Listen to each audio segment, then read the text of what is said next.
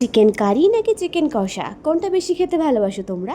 আমাকে বললে আমি এক কথায় বলবো চিকেন কষা। যেদিন আমি ভালো মন্দ রান্না করতে আসবো সেদিন সেদিন কোনো না কোনো কিছু আমার রান্নাঘরে হতেই থাকবে।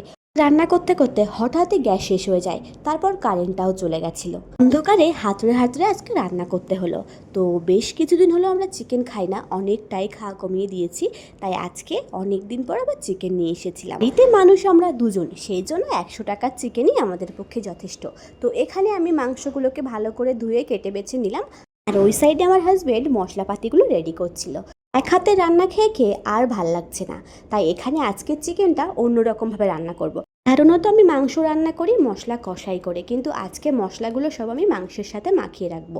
মরিচ, হলুদ, লবণ, কাঁচা লঙ্কা, পেঁয়াজ, ধনে গুঁড়ো সব কিছু একসঙ্গে দিয়ে আজকে মাংসটাকে মাখিয়ে নিচ্ছি।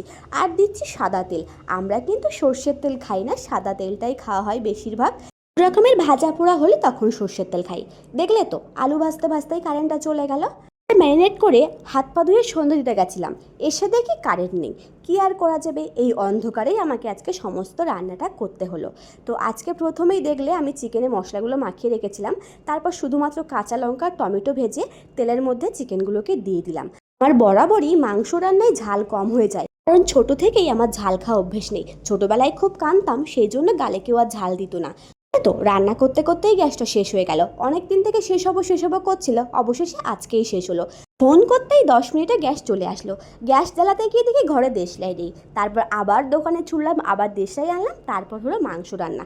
সমস্যা যখন হওয়ার হয় সব একসাথেই হয়।